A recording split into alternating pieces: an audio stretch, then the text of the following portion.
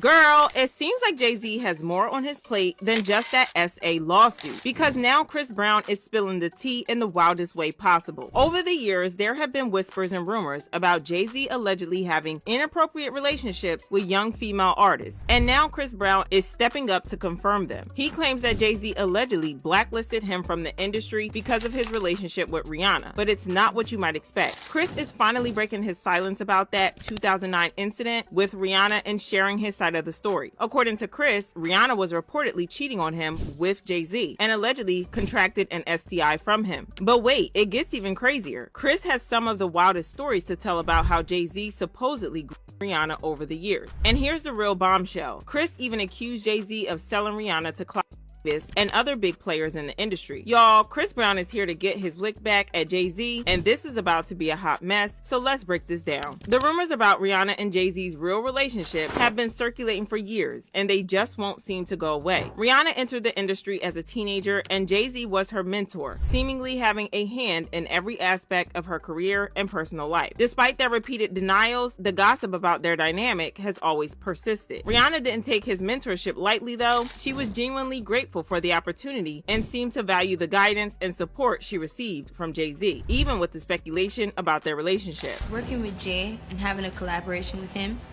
is just one of those things that everyone dreams to do in their musical career.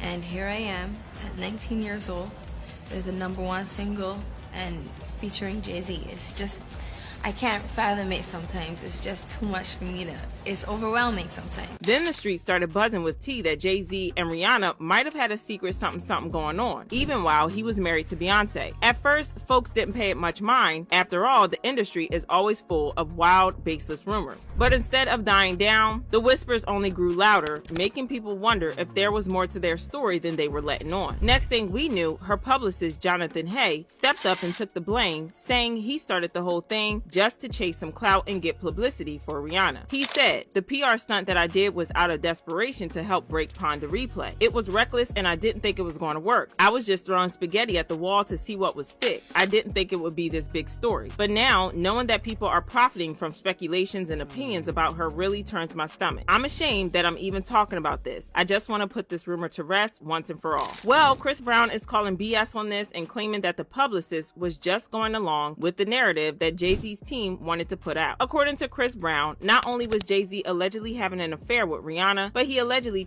her from Barbados. As crazy as that might seem, Chris isn't pulling these allegations out of thin air because several insiders have been saying the same thing for a while. Jaguar Wright was one of the first people to reveal this, claiming that Jay-Z allegedly paid Rihanna's father $500,000 for Rihanna. Who only seemed to work on teeny bopper projects, who discovered Rihanna at 3 a.m. in the morning in a hotel room on the island where she comes from, with no parental supervision. And then she was put on a private plane, a minor, from one country to another, without parental supervision. And she ended up in a boardroom with Mr. Carter, without parental supervision.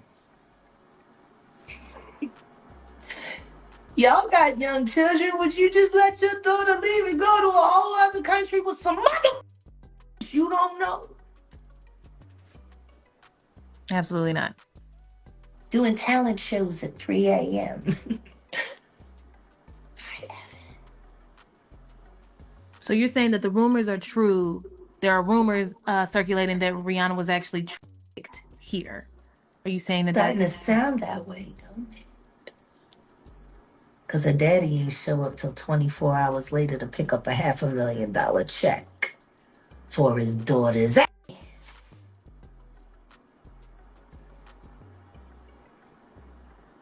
Maybe we should look more into that album, Auntie. That album cover was disturbing. A child bride with a crown over her head and blood smeared on her face. I don't know. How don't people see SOSs? anymore. As crazy as this might seem, it kind of explains why Jay-Z pretty much forced Rihanna to sign with his label whether she wanted to or not. And he even threatened to throw her out of the window of his 27th floor office. So nervous. I was shaking literally. But the moment I walked into the office, the atmosphere was so warm and welcoming. And you had to sing a cappella for him? Yes, I had to sing. I sang Fun to Replay. I sang another ballad from the album last time. Yeah. So then what did he say to you? He said something to you. Oh, yes. He said, we don't sign songs here. We sign artists. And there was this little pause, and I was nervous. But then he said, and we're interested. And there was this sudden feel of relief. So then he said something about a window and a door or something. Oh, then he said, he did the homework. I did a lot of homework on you, Miss Lady. He said, there are two ways to leave here, either through the door with the deal sign or through this window, and we're on the 29th floor. So you was like, where's the pen? Where's the paper? I'm signing. Yeah. And I'm sure working with Jay-Z, you met Beyonce. That's right. At first, everyone thought it was quirky, but given what we know now about him, well, let's just say that the comment is very sus. Now, most of y'all probably remember the infamous 2009 incident between Chris and Rihanna that went down the night before the Grammys. They got into a heated argument in the car, and things turned violent. Chris physically attacked her, leaving her with severe bruises on her face and body. The situation led to his arrest, and he ended up with 5 years of probation and a year of DV counseling. Over the years, Chris has seemed to accept responsibility for what happened, publicly acknowledging his role in the assault. He's mostly stuck to the version of events shared by Rihanna and her team that the fight started after she confronted him about cheating, which led her to hit him first. In an interview, Rihanna said, "I caught him in a lie and he wouldn't tell the truth and I wouldn't drop it. I couldn't take that he kept lying to me and he couldn't take that I wouldn't drop it. It escalated into him being towards me and it was ugly. I was battered, I was bleeding, I was swollen in my face." She also admitted that the relationship was super toxic, saying, "The more in love we became, the more dangerous we became for each other, equally dangerous, because it was a bit of an obsession." For years, Chris stuck to that version of the story, admitting he snapped when Rihanna caught him cheating. But over time, he started pushing back, trying to shift the narrative about what really happened that night. He's dropped hints here and there that the full story hasn't been told and that there's more to it than people think. One example of this was when Chloe Bailey teamed up with Chris for her song, How Does It Feel? She caught a ton of backlash for working with him, with fans calling her out for collaborating with someone who has such a controversial past and calling her out for not being a girl's girl. That was the last straw for Chris, and he finally lashed out at everyone who dragged him, and he threw some major shade at Jay-Z as well. He went on a rant saying, "If y'all still hate me for a mistake I made as a 17-year-old, please kiss my whole entire ass. I'm effing 33. I'm so tired of y'all running with this narrative. You weird people are the same ones that tune in every week to see Blueface and Krishan beat the F out of each other in front of the world. But that's okay. It's entertainment. All y'all can suck my D disrespectfully." He continued, "Where are the cancel culture with these white artists that dates young women, beat the F out of their wives, giving women AIDS? Oh, that's right. They are your buddies. No more fake love for me. Stay out my way or get ran over. Simple as that. None of you, and I mean none of you guys, can F with me." In case you missed it, that last part was a very direct hit at a specific someone who has been rumored to have been intimate with many young people in the industry and is married to a woman who is way younger than he is. In case you haven't figured this out, he was referring to Jay-Z. Jaguar Wright also claimed that the real reason that Chris had gone off on Rihanna like he did was that he walked into a Hollywood party to find Rihanna allegedly on her knees, giving mouth action to some powerful men at the party. Jay-Z gave her the herpes that she gave to Chris Brown. And that first night, when he had that outbreak and he busted in the Davis's house and said, "Where the f is this dirty cat? I can't him for that." He had this is beautiful, tall, wonderful. Chris Brown, she didn't ruin him. She ruined him at 19 years old. He's got the Jay-Z herpes. And Rihanna ain't innocent. Because she was in there giving that a blowjob in the coat closet when Chris Brown came in. He said, "You always sucking something."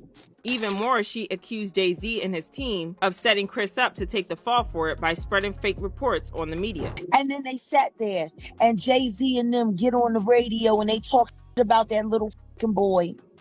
And then they put together that whole sham and then have him arrested on the red carpet just to make sure America hated him for defending himself against that crazy. I mean, she's sexy and she's pure, and she has all of my respect when it comes to the game. Ooh.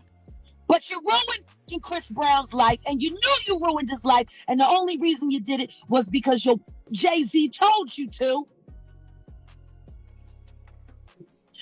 So that he could cover up the fact that he started you at 14 when he was damn near 30 years old. And with the fresh allegations of Jay-Z allegedly SAing a girl when she was just 13, well, I guess Chris knew more that he was letting on at the time. And get this, he's not the only one who's making allegations of how Jay-Z allegedly forced people to help him cover up his improper relationship with young girls. Y'all remember Rihanna's publicist? Yeah, the one who claimed he made up the rumor of the affair? Well, he came out a couple of months ago to claim that he was forced to take responsibility for the rumors, even though he didn't. But that's not all, because he also claimed that the feds had once interrogated him about Jay-Z allegedly minors using the label as a cover. He said, "One day, unmarked law enforcement cars stopped me. These intimidating individuals introduced themselves as a federal task force and they requested to speak with me. So I followed them to talk and I was in a complete state of panic. As I sat in the desolate makeshift interrogation room, the gravity of the situation became clear to me." He continued, "They mentioned that they had been keeping a close watch on Jay-Z since he stabbed Lance Rivera, and he was also being implicated in a